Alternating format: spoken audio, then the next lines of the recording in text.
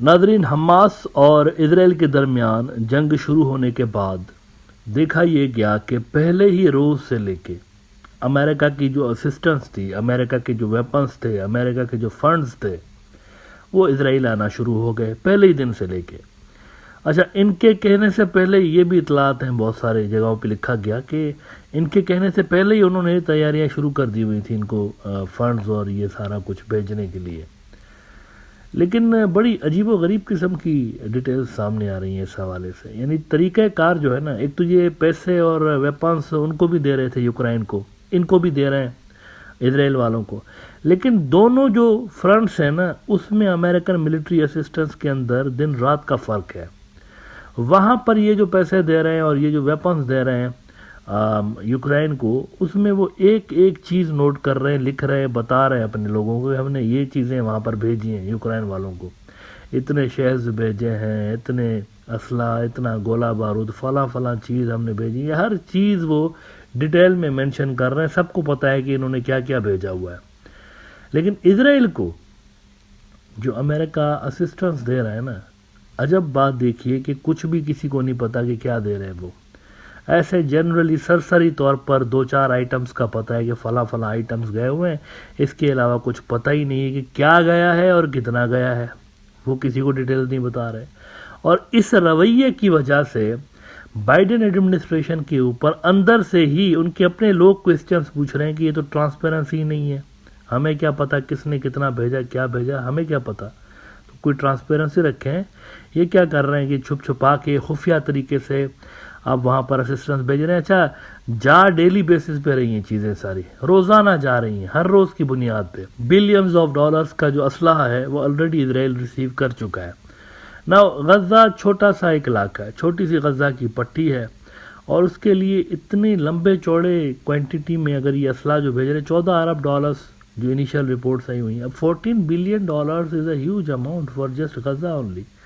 یہ چھوٹا سا علاقہ ان کو فتح کرنا ہے سو کالڈ، تو اس کے لیے یہ بہت بڑے ویپنز ہیں۔ غالباً وہ اس کو اسرائیل کو اس لیے بھی دے رہے ہیں کہ کیا پتہ کل کو سیریا اور وہ حزب اللہ والا فرنٹ کھل جائے تو ان کے پاس آلریڈی سفیشینٹ کوانٹٹی میں اسلحہ موجود ہو۔ اتنی زیادہ انہوں نے وہاں پر بامبنگ کی ہوئی ہے کہ غزہ کے بارے میں یہ اطلاعات آ رہی ہیں کہ غزہ جو ہے نا، جو کہ بائی دا وے فلسطینیوں کا سب سے بڑا شہر ہے دنیا کے اندر، تو غزہ جو ہے وہ رہنے کے لائق اس وقت یوں سمجھے اس کا بڑا حصہ نہیں ہے، کھنڈر ہی کھنڈر ہے، صرف اتنی بامبنگ وہاں پر ہوئی ہے۔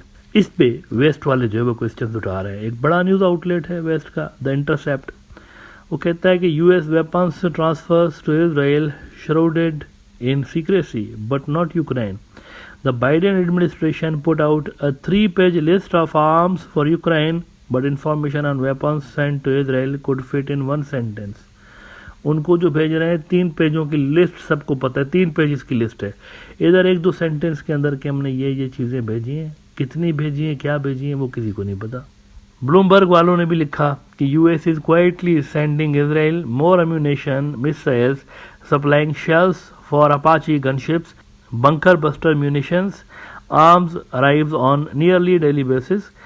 ڈیفنس ڈپارٹمنٹ سے وہ جو میں نے بات کی نا کہ بائیڈن انتظامیہ کے اندر سے کوسچنس ریز ہو رہے ہیں ٹرانسپیرنسی کے اوپر، تو اس میں آپ دیکھیں اسرائیلی میڈیا لکھ رہا ہے وہ بھی۔ اچھا، اسرائیلی میڈیا زیادہ آپ کو ڈیٹیل دے گا کہ ہمیں کیا کیا مل رہا ہے، ویسٹرن میڈیا کے پاس تو وہ بھی ڈیٹیل نہیں ہے۔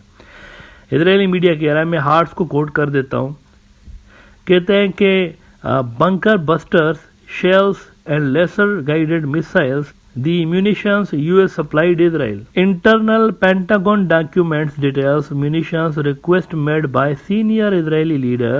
Congressional Democrats grow increasingly wary of Biden administration's lack of transparency.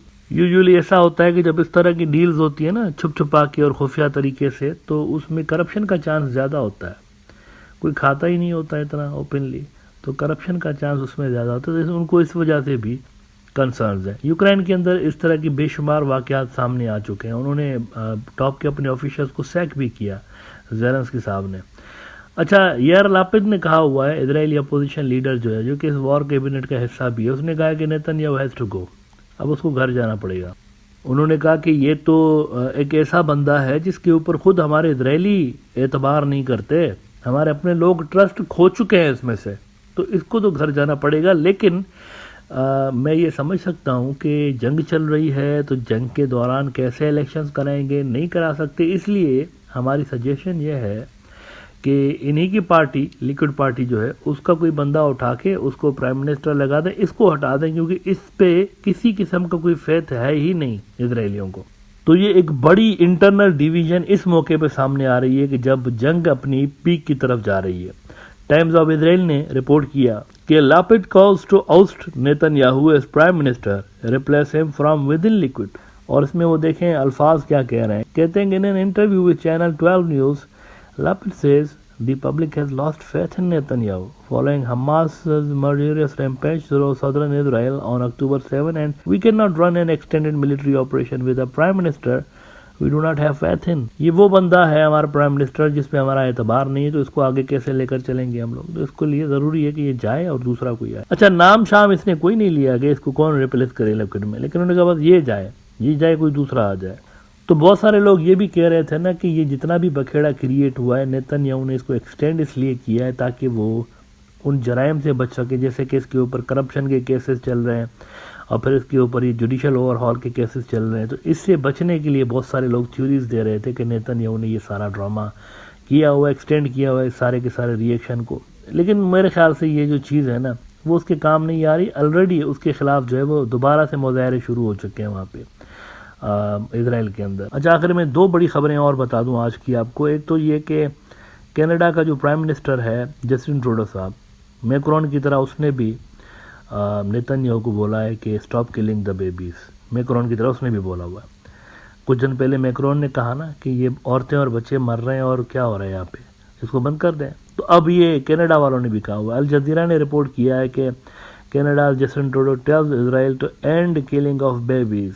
تو یہ پریشر ان کے اوپر بڑھتا چلا جا رہا ہے۔ دوسری بڑی خبر یہ ہے کہ شی جن پنگ پہنچ گئے ہیں وہاں پہ امریکہ، اور ان کی ملاقات بس کچھ ہی گھنٹے کے اندر ہونے والی ہے پریزیڈنٹ بائیڈن سے۔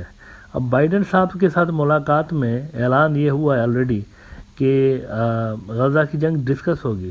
شی جن پنگ جو ہے وہ غزہ کا مسئلہ ریز کریں گے بائیڈن کے ساتھ۔ یہ اناؤنسمنٹ پہلے سے ہی ہو چکی ہے، اٹس آن دا کارڈس کہ وہ اس پہ بات کریں گے، کیونکہ یہ سیریس مسئلہ ہے، سگنیفیکنٹ مسئلہ ہے۔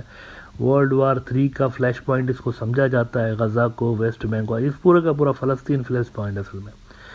آپ نے دیکھا نا کتنی زیادہ سپورٹ ہے، دنیا کی کسی کمیونٹی کے پاس اتنی سپورٹ نہیں ہے جتنی فلسطینیوں کے پاس ہے۔ ہر ملک کے اندر آپ دیکھیں گے ان کے لیے آپ کو آواز بلند ہوتی ہوئی نظر آتی ہے۔